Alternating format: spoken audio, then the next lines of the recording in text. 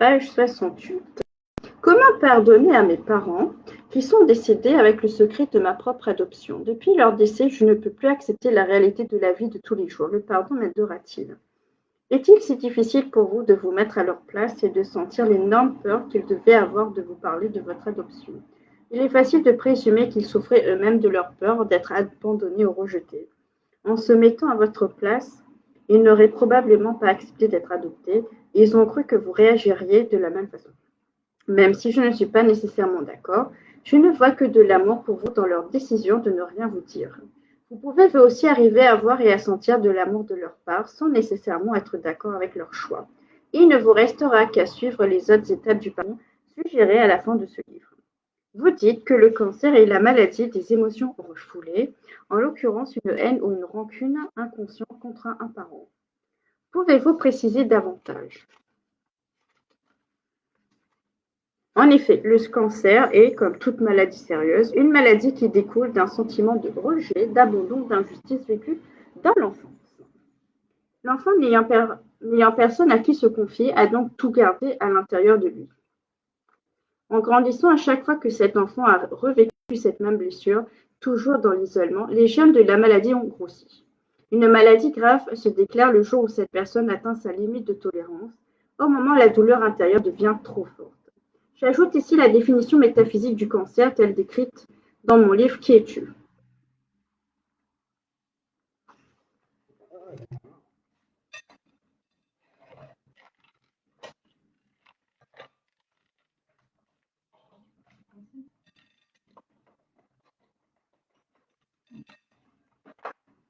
Le cancer se manifeste chez une personne qui vit de la haine pour quelqu'un, en général extrêmement sensible, qui a été terriblement désappointé par l'être qu'elle aimait.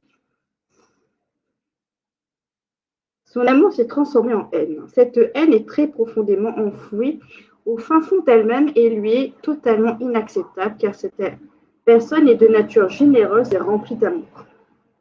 Elle ne peut pas lui faire face puisqu'elle ne sait pas consciemment que cette haine l'habite. Cependant, elle prend tellement de place que même les cellules de son corps finissent par proliférer et l'envahir. Le cancer a atteint le corps physique. Prenons par exemple une petite fille dont le père est pratiquement toujours absent ou meurt alors qu'elle est très jeune. Elle voit sa mère rester seule avec beaucoup d'enfants et exercer une très lourde tâche.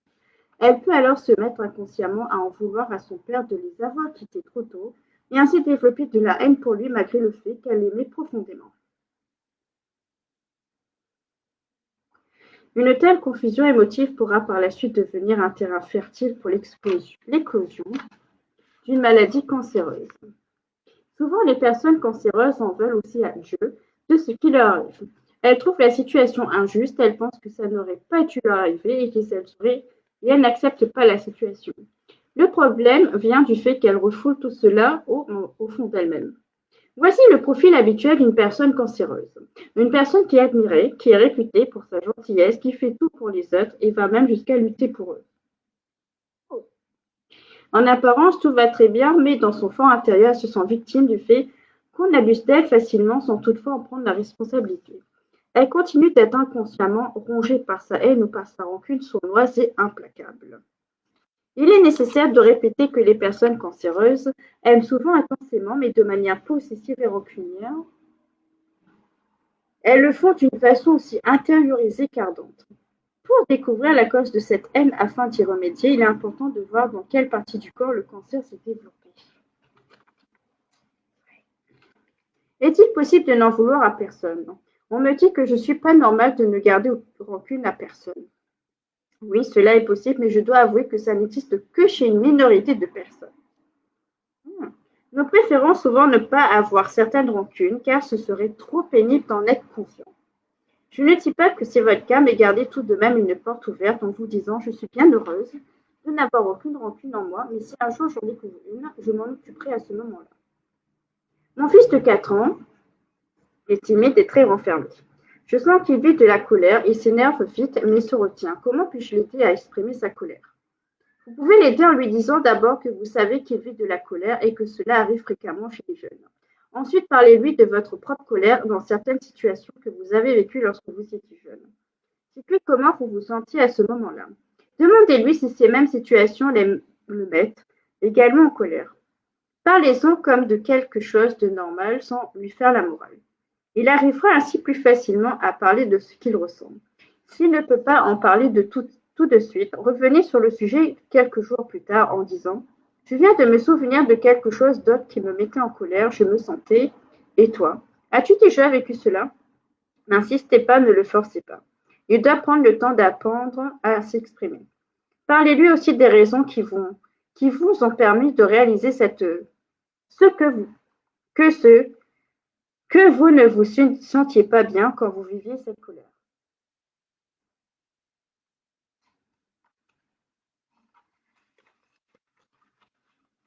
J'étais une personne très rancunière et j'ai ressenti de la rancune contre plusieurs personnes. Dois-je aller toutes les voir une par une ou puis-je leur pardonner à tous en me pardonnant à moi-même? Il est préférable de voir le plus de personnes possible. Regardez le bon côté de la chose. Vous aurez ainsi l'occasion de répandre beaucoup d'amour autour de vous et les avantages de ces démarches mentionnées à la page 54 vous seront très bénéfiques. J'ai suivi les étapes du pardon telles que vous le suggérez et l'autre personne a trouvé cela ridicule. Je n'ai pas pu aller jusqu'au bout. Que dois-je faire de plus?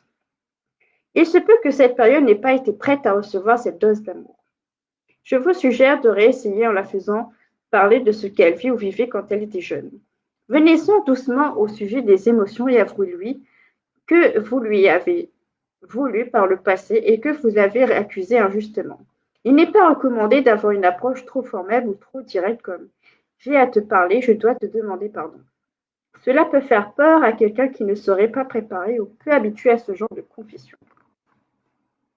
Je reproduis avec mon conjoint tout ce que j'ai jugé et critiqué chez ma mère face à mon père. Est-il nécessaire de lui demander pardon et de la bouleverser avec cela? Je ne lui en veux plus maintenant. Je sens dans votre question que vous avez pardonné à votre mère, mais la raison pour laquelle vous hésitez à aller la voir est que vous ne vous êtes pas encore pardonné à vous-même. C'est l'étape la plus importante des étapes suggérées à la fin de ce livre. Après vous êtes pardonné, vous verrez que vous aurez envie de vous libérer et de libérer votre mère en allant lui parler à cœur ouvert. Ce serait bon pour vous deux car il y a de la forte chance pour que votre mère ait jugé et critiqué sa propre mère pour les mêmes raisons. Par votre exemple, vous lui montrerez comment pardonner à sa mère. Comment demander pardon à un jeune enfant de 6 ans comprendra-t-il? Vous lui demandez pardon de la même façon qu'avec un adulte. Il comprendra même encore plus vite qu'un adulte. Les enfants ont beaucoup moins de poussière mentale sur le cœur. Ils ressentent donc rapidement les bonnes intentions des autres. Est-ce que le pardon est véritable lorsque nous n'oublions pas l'offense qui nous a été faite? Oui et non.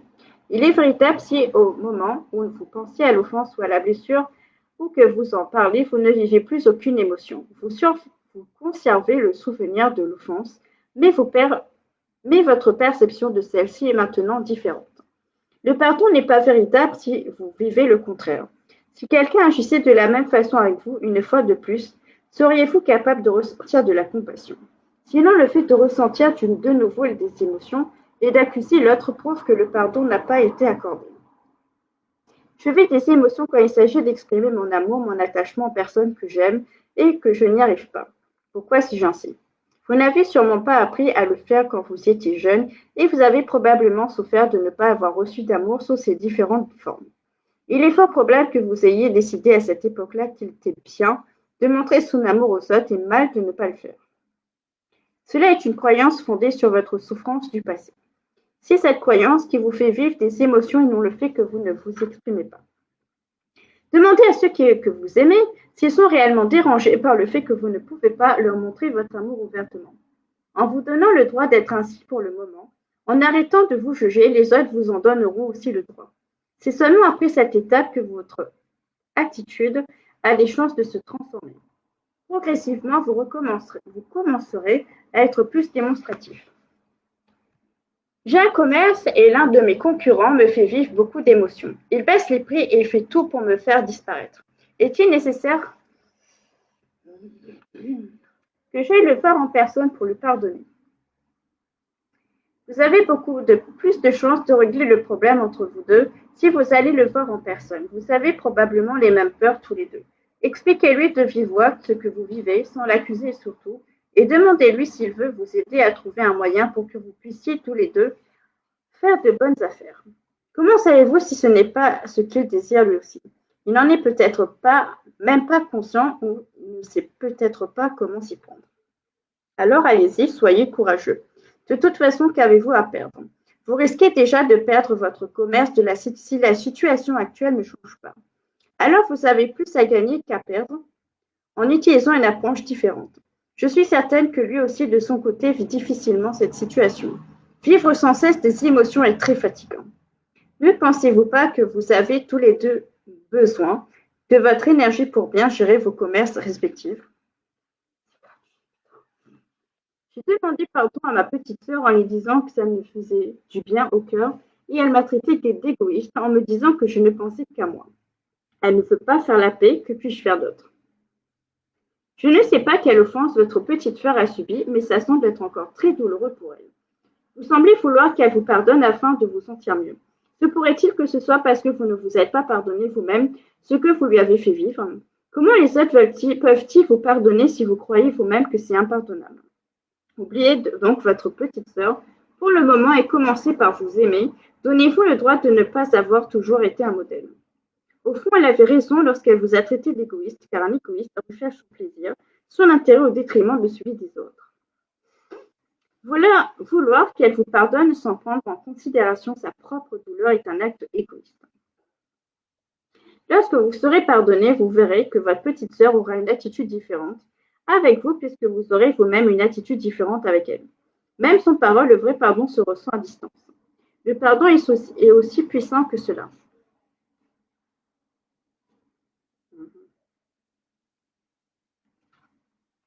Comment pardonner à ma mère de 78 ans à qui je dois faire un rapport 2 fois par jour? Elle est malade, autoritaire, manipulatrice et dominatrice. Elle ne veut pas couper le cordon avec moi. Savez-vous que vous pouvez vous-même couper le cordon? Vous n'avez pas besoin d'attendre que ce soit elle qui le fasse. Dans votre question, je sens que vous vivez beaucoup plus de colère contre vous-même que contre votre mère. Vous vous en voulez sûrement de vous laisser autant manipuler et d'avoir abandonné tout votre pouvoir à votre mère. Vous avez besoin de vous pardonner et de ressentir de la compassion pour vous-même. Par contre, comme il est plus facile de pardonner aux autres qu'à soi-même, commencez par votre mère en suivant toutes les étapes de pardon suggérées à la fin de ce livre. J'ai été abusée par l'un des frères de ma mère qui habitait la maison familiale. Je n'ai jamais aimé cet oncle. Dois-je pardonner à mon oncle ou à ma mère? Si pardonner signifie que je dois souhaiter du bien à mon oncle, merci, mais ça ne m'intéresse pas. Si vous avez accusé votre mère d'être responsable de quoi que ce soit dans cette situation, oui, vous devez lui demander pardon. En ce qui concerne votre oncle, il est évident que vous ne voulez pas lui pardonner. Sachez qu'en gardant cette rancune, ce n'est pas votre oncle que vous punissez, mais vous-même. Cette rancune ou peut-être même cette haine vous grignotera petit à petit, vous enlevant une bonne partie de votre énergie. De plus, vous créerez un blocage au niveau sexuel et des problèmes d'acceptation envers les hommes en général. Vous voyez que vous auriez grand intérêt à revenir sur votre décision. Faites-le par amour pour vous. Vous n'avez pas besoin de vouloir punir votre oncle. La loi de cause a effet s'en occupe. S'il mérite quoi que ce soit, ce sera fait. Cette loi est immuable. Chacun sur cette planète récolte ce qu'il a semé en fonction de ses intentions. Pouvez-vous me donner un exemple de la façon d'aborder l'autre lors d'un pardon? Je veux avoir une approche qui soit la plus facile possible. L'approche que je suggère est écrite en détail dans la conclusion de ce livre, à la suite de la description des étapes à suivre pour arriver au pardon véritable. L'autre jour, de l'argent a disparu de mon sac à main et j'ai tout de suite pensé que c'était mon fils qui l'avait pris. Puis le lendemain, j'ai retrouvé cet argent ailleurs. Dois-je demander pardon à mon fils de l'avoir injustement accusé, alors qu'il ne sait même pas que je l'ai soupçonné?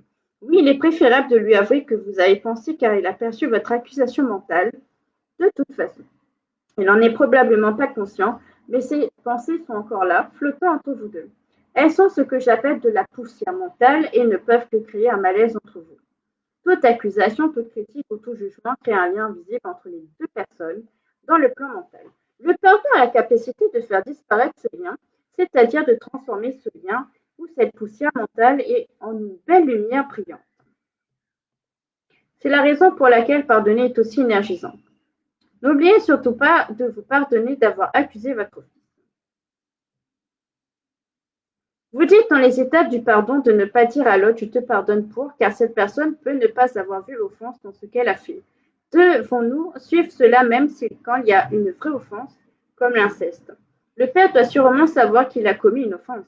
Je sais que cela peut paraître impensable, mais oui, certains pères arrivent à se faire croire qu'ils n'ont commis aucune offense.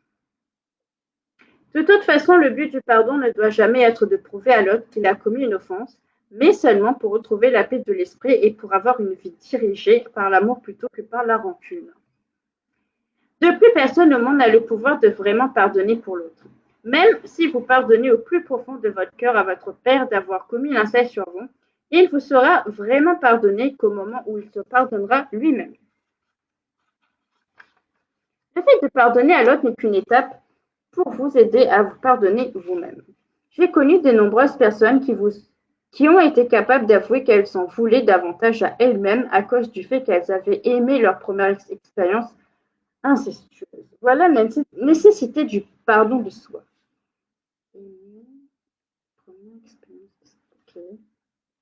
Cela ne veut pas dire que ces personnes sont d'accord avec ce qu'elles ont vécu. Elles avouent simplement que ces moments étaient les seuls où elles se sentaient spéciales, aimées et désirées.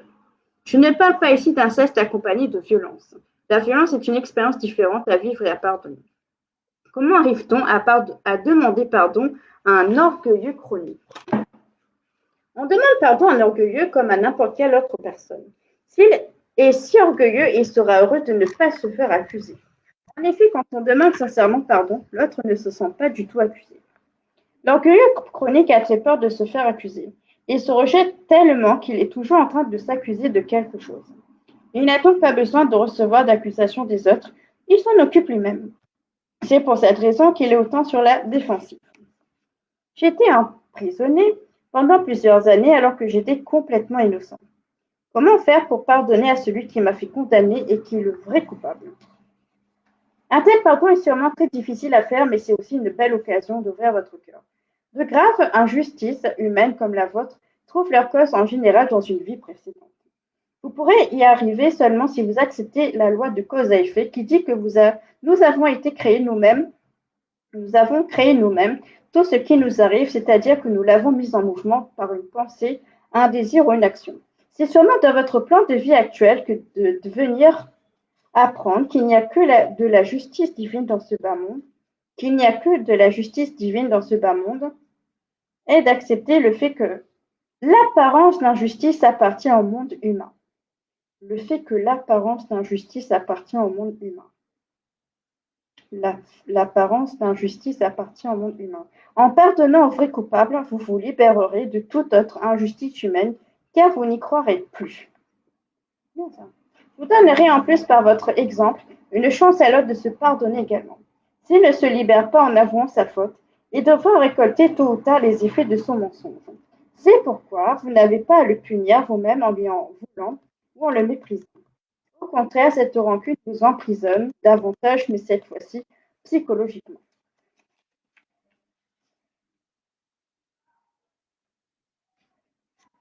Lorsqu'on pardonne à quelqu'un, peut-on mettre un terme à notre relation avec cette personne ou sans souffrir dans notre cœur? Oui, c'est possible, mais seulement si vous vous êtes donné le droit d'avoir des limites et de ne plus vouloir continuer la relation. Si cette séparation est faite dans l'accord et l'harmonie, c'est le signe que le pardon est accordé. Il y a un geste que quelqu'un me refait sans cesse et cela m'atteint toujours négativement.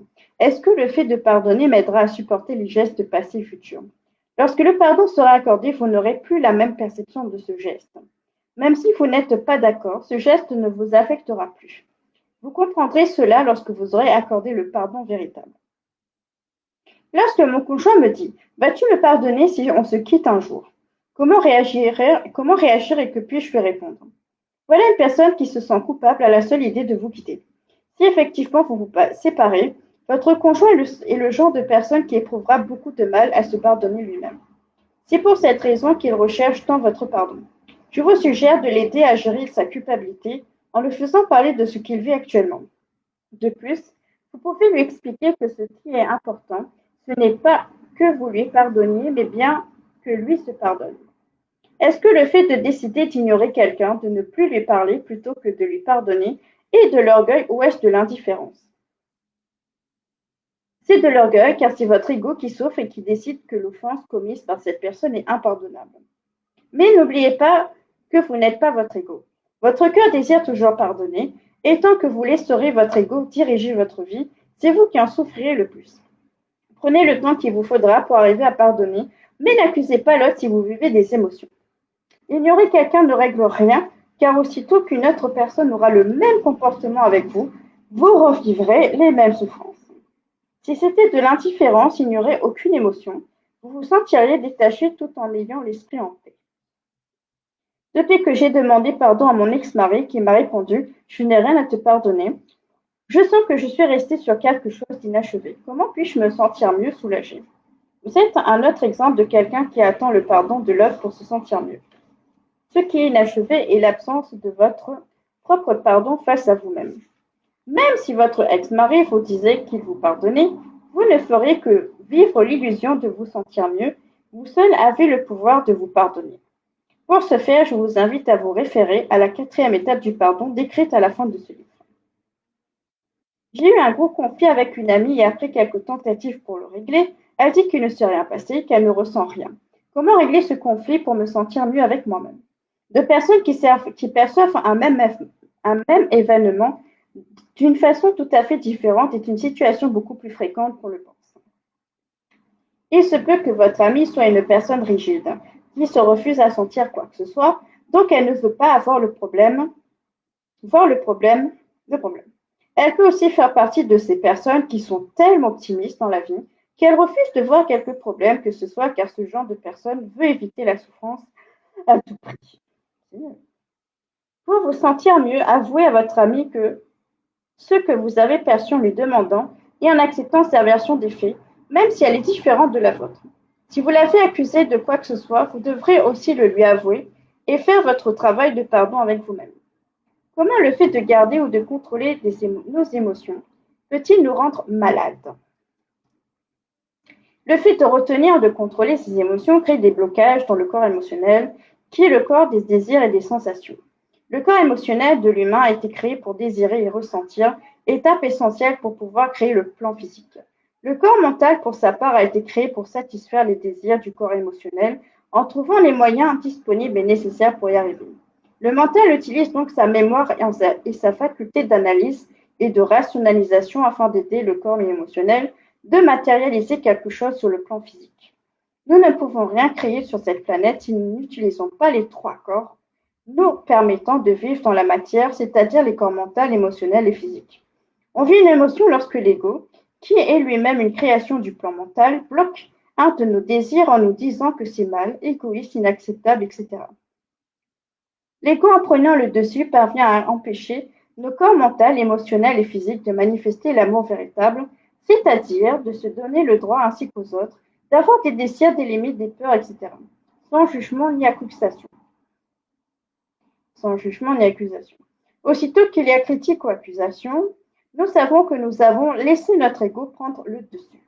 Voilà pourquoi, lorsqu'il y a un blocage antérieur, il finira par y avoir un blocage au niveau physique, c'est-à-dire un malaise ou une maladie. Selon la réserve d'énergie que possède une personne, elle aura une capacité plus ou moins grande à vivre des émotions avant que cela affecte son corps physique. C'est lorsque la personne a épuisé cette réserve qu'elle manque d'énergie et que son corps physique, qui est aussi alimenté par le corps d'énergie, est affecté. La maladie est donc le signal que le corps physique envoie pour que la personne prenne conscience du besoin qu'elle a de s'occuper de ses émotions refoulées, contrôlées et des croyances non bénéfiques qui causent ces émotions. En tant que victime d'agression sexuelle, comment puis-je nourrir mon mental pour enfin arriver à pardonner? Je sens que votre désir de vouloir pardonner est sincère et c'est déjà la moitié du chemin de fait. Je sais que certaines offenses sont plus difficiles à pardonner que d'autres. Mais si vous êtes de ceux qui ont à subir quelque chose de plus difficile, la récompense qui vient avec le pardon est d'autant plus grande. Quand vous arriverez à avoir de la compassion pour la grande souffrance de votre agresseur, le pardon deviendra plus facile à accorder. Continuez à nourrir le désir d'y arriver et vous récolterez dans les faits ce que vous aurez semé dans votre pensée.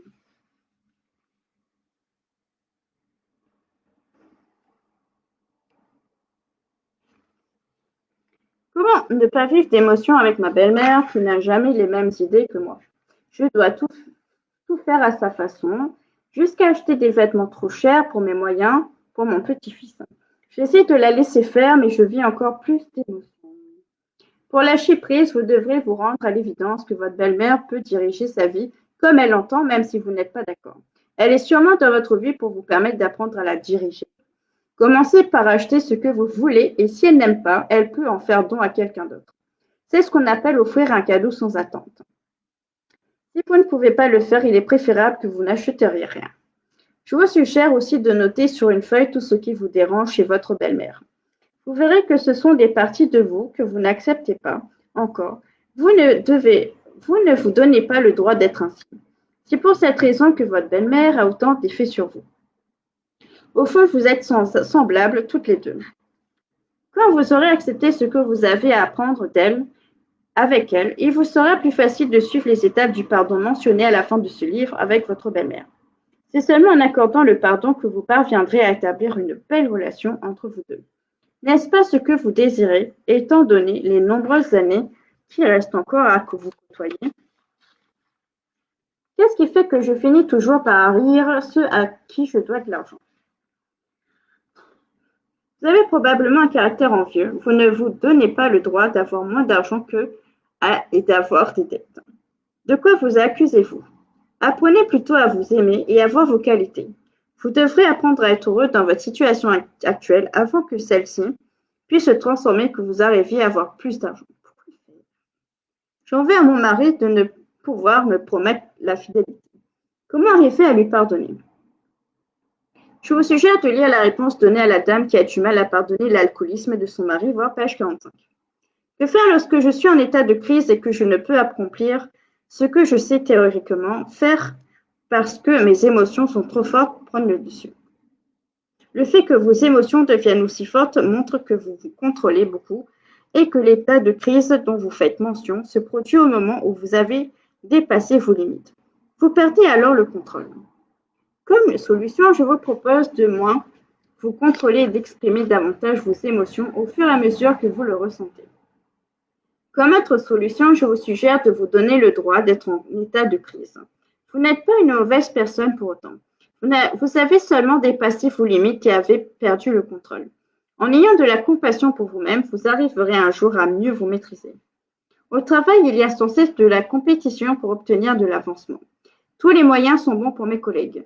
Comment puis-je me défendre contre ce harcèlement et cette calomnie? Je pourrais vous répondre si c'est trop dur pour vous quitter ce travail, mais je ne crois pas que ce soit un hasard si vous vous soyez retrouvé dans un tel contexte professionnel. Êtes-vous bien sûr de ne pas agir comme vos collègues de travail, mais en penser seulement?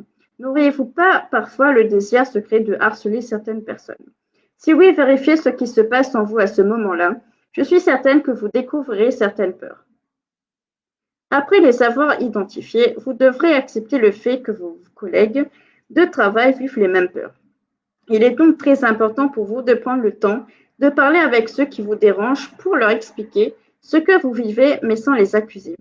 Demandez-leur s'ils vivent les mêmes peurs que vous.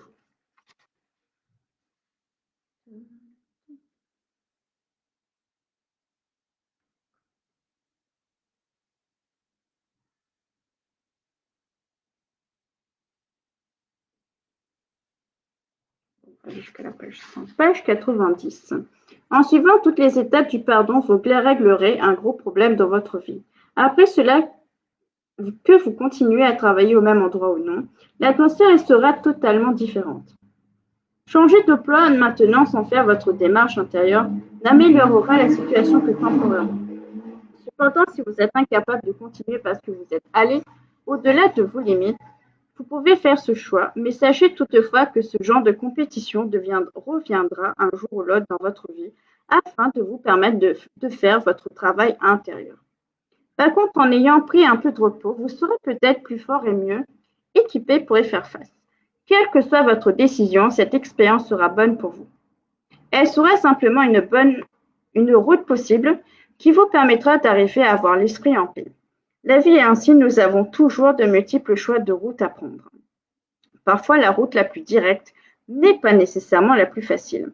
Le degré des difficultés correspond toujours au degré de résistance de notre ego.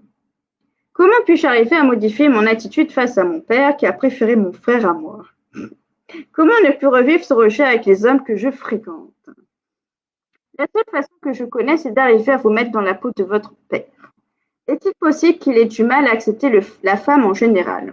Selon moi, cela est plus que probable. De plus, soyez attentif à la façon dont il parle de sa mère. Votre père a dû être déçu d'elle et, selon le degré de rancune qu'il a gardé contre elle, il demeure ferme dans sa décision de non-acceptation de sa mère et par conséquent des femmes en général. Votre père a sûrement plus de difficultés avec les femmes qui lui rappellent sa mère.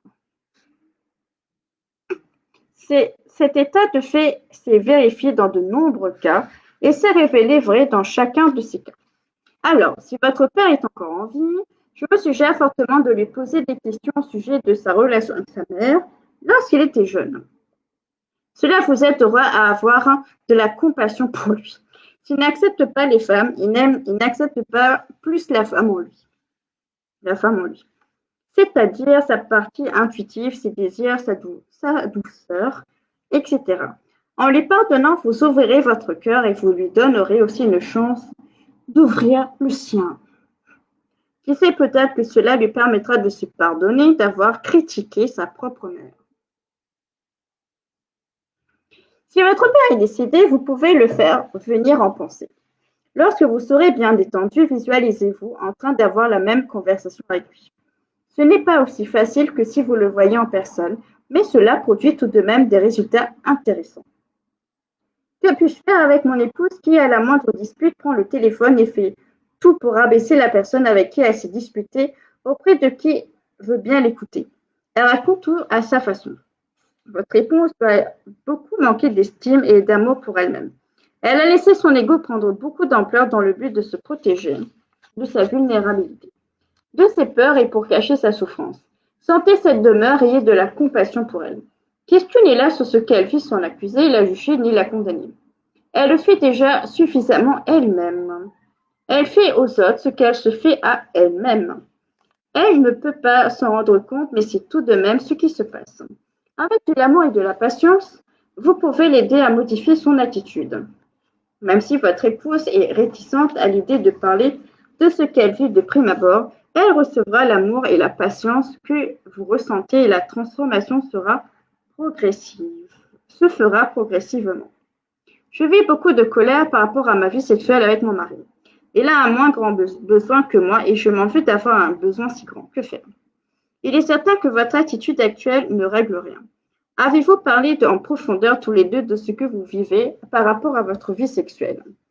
Est-il possible que lui aussi se sente coupable de ne pouvoir satisfaire vos besoins? Vous devez tous les deux vous donner le droit d'avoir des besoins différents pour le moment. C'est la meilleure méthode pour que des transformations soient possibles. Qui sait, vous trouverez peut-être un jour un juste milieu. En attendant, tentez ensemble de trouver un terrain d'entente pour que vous viviez tous les deux cette situation le mieux possible. En ayant des attentes face à vous-même, vous ne réussissez qu'à être davantage frustré. Lâchez prise. Est-il possible que je n'accepte pas mon fils parce qu'il me rappelle un comportement de mon père et que je ne pouvais tolérer lorsque j'étais jeune? Comment faire pour accepter cet enfant aujourd'hui? La réponse est contenue dans votre question. Il est évident que vous devez pardonner à votre père, mais aussi à vous-même. Vous devez vous pardonner d'en avoir tant voulu à votre père. Vos chemins de vie se sont croisés dans le but de vous aider à accepter le comportement que votre père avait. Le plan divin ne se trompe jamais. L'univers s'occupe sans cesse de placer sur notre route les personnes dont nous avons besoin pour nous permettre de grandir dans l'amour, ce qui répond aux désirs profonds de tous les humains. Voilà pourquoi votre fils a ce genre de comportement avec vous. Quand vous n'en voudrez plus à votre père et que quand vous saurez pardonner de l'avoir jugé, vous ne verrez plus votre fils de la même façon. Vous aurez l'impression que c'est un nouvel enfant. C'est ainsi qu'on sait que le pardon est accordé. Mais d'ici là, hâtez-vous d'expliquer à votre fils que votre attitude face à lui n'a rien à voir avec lui.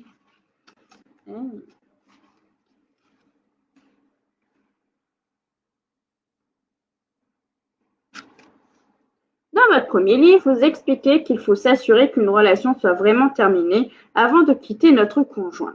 Sinon, la même situation se répétera avec un nouveau conjoint. Cela veut-il dire que si je vis beaucoup d'émotions avec mon conjoint, si je suis toujours en réaction, je ne peux pas le quitter? Je dis dans mon livre que si vous quittez un conjoint parce que vous êtes incapable d'accepter un aspect de lui-même, vous retrouverez ce même aspect sous un autre visage. Votre prochain conjoint, un patron, un enfant, un collègue de travail, etc. Nous sommes ici sur Terre pour apprendre à accepter nos différentes parties. Ce que vous voyez en lui sont certaines de vos parties que vous n'avez pas encore acceptées en vous-même. L'idéal est d'apprendre à vous connaître à travers lui plutôt que de l'accuser, de vous faire vivre des émotions, et ce sans vous contrôler, sans rien refouler et sans le quitter. Si toutefois vous ne vous sentez pas prête à faire ce travail intérieur et que vous voulez mettre un terme à votre relation, donnez-vous le droit de mettre ce travail intérieur à plus tard. Si vous quittez votre conjoint, il serait bon de le faire dans la paix et l'harmonie, en acceptant que votre décision n'a rien à voir avec lui. Si votre réaction face à lui est trop douloureuse, vous avez le droit de décider de ne pas continuer. Si vous adoptez cette ligne de conduite, la séparation se fera plus facilement. Vous devez par contre réaliser que les aspects de lui que vous ne pouviez pas accepter vont certainement ressurgir dans votre vie à travers quelqu'un d'autre, un jour ou l'autre. D'ici là, vous serez peut-être davantage en mesure d'y faire face. L'important est de ne pas accuser l'autre et d'être consciente que si vous mettez fin à votre relation, c'est bien parce que vous ne voulez pas regarder les parties de vous que votre conjoint vous reflète. Que puis-je faire avec un mari qui est très rancunier et qui boude son sexe? Veuillez lire la réponse à la question précédente ainsi que la réponse à la question sur l'épouse qui fait tout pour abaisser les autres par la page 91. Ces deux réponses conviennent très bien à votre question. Par contre, je vous rappelle qu'il est important de respecter vos limites dans cette relation. Si votre mari refuse définitivement votre aide, faites-lui part de votre seuil de tolérance et de vos limites. Je suis la mère d'un petit garçon de 6 ans et j'ai peur que mes émotions se répercutent sur son comportement. Que dois-je faire? Vous êtes humaine, donc vous vivez des émotions. C'est normal. L'humain arrêtera de vivre des émotions lorsqu'il n'aura plus d'écho. Connaissez-vous des personnes qui ont atteint ce stade? Il y en a très peu sur cette planète.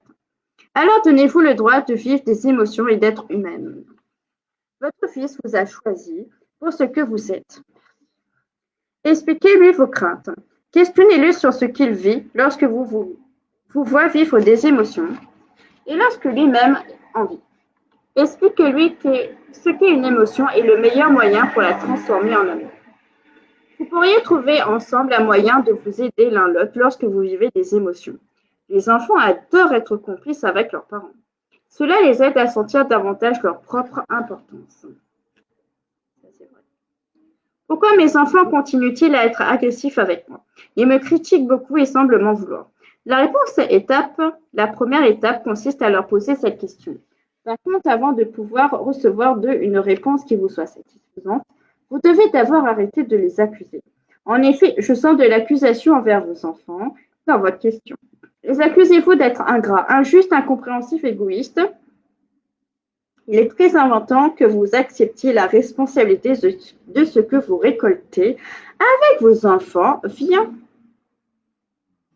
ce que vous récoltez avec vos enfants vient d'une attitude intérieure que vous n'avez pas encore acceptée. En suivant les différentes étapes du pardon suggérées à la fin de ce livre, il est très probable que la relation avec vos enfants se transformera complètement. Si vous voulez améliorer votre qualité de vie, c'est à vous et non à vos enfants de faire votre travail de pardon. Si vos enfants souffrent trop pour le moment pour pouvoir vous pardonner, vous devez respecter leur choix. Ils le sauront quand leur attitude les aura suffisamment fait souffrir, c'est-à-dire lorsqu'ils auront atteint leur limite de tolérance à la souffrance engendrée par la rancune. Que puis-je faire pour arrêter de vivre de la colère lorsque j'ai besoin de me reposer et que mon conjoint fait sans cesse beaucoup de bruit? Selon lui, il ne le fait pas exprès. Si vous avez parlé à votre conjoint de ce que vous vivez, que vous lui avez demandé à plusieurs reprises de faire moins de bruit mais que ça continue, c'est que vous devez aller plus en profondeur. Demandez à votre conjoint s'il vous trouve bruyante dans certains domaines. Il y a sûrement ou des situations où vous faites du bruit. Ça peut être en parole et où vous ne vous acceptez pas. Ne vous, ne- Nous ne pouvons pas accepter des autres ce que nous n'acceptons pas de nous-mêmes. Nous avons besoin des gens qui nous entourent pour justement nous permettre de découvrir ces aspects non acceptés.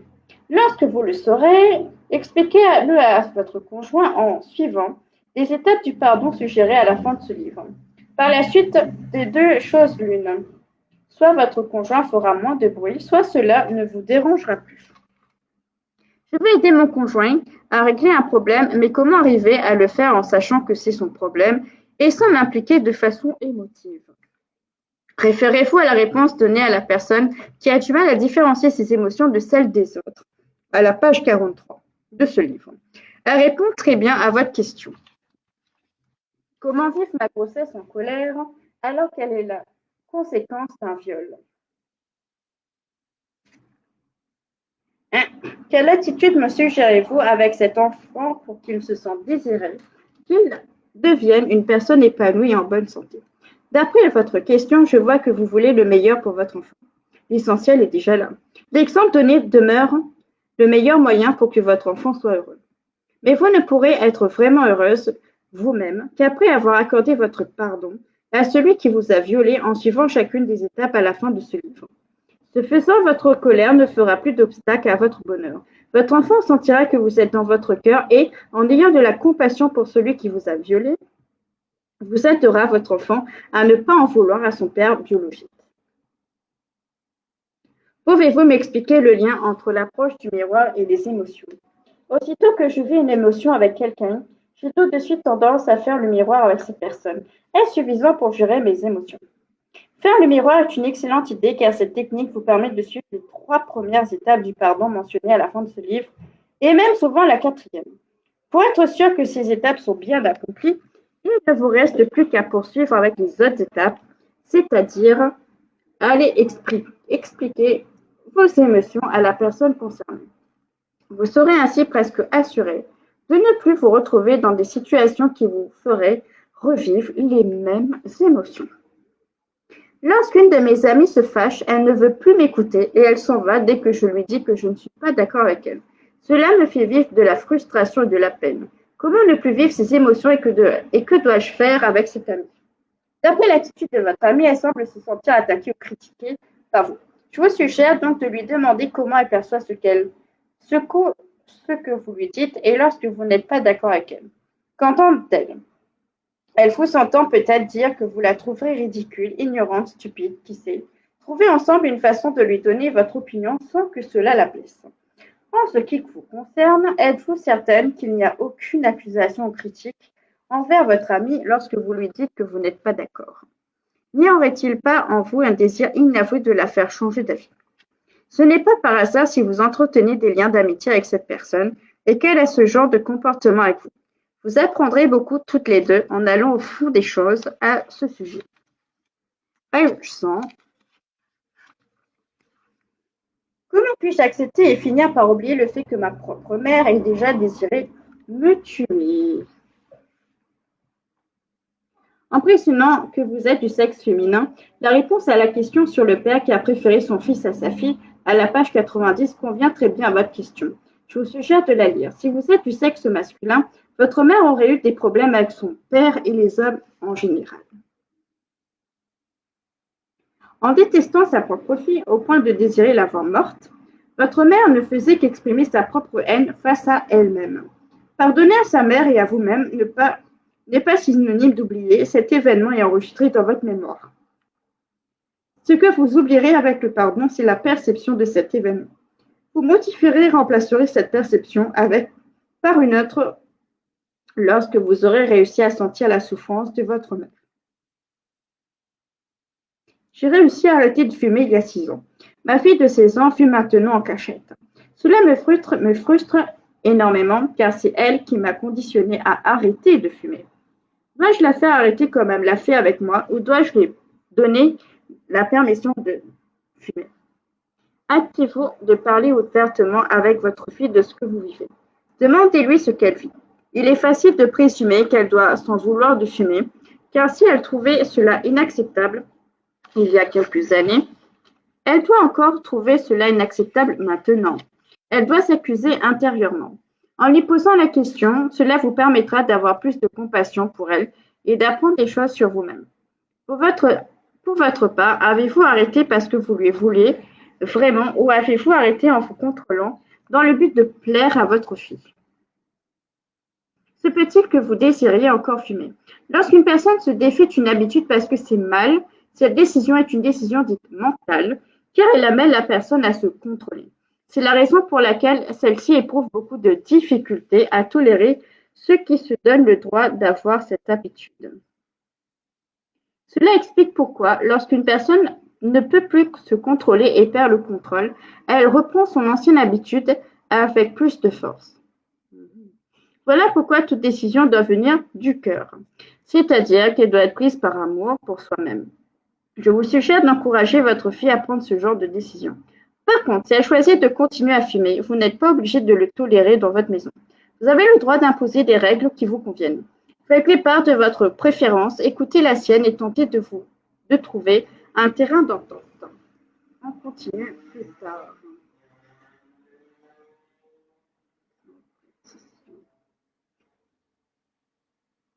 Et on est à la page 102.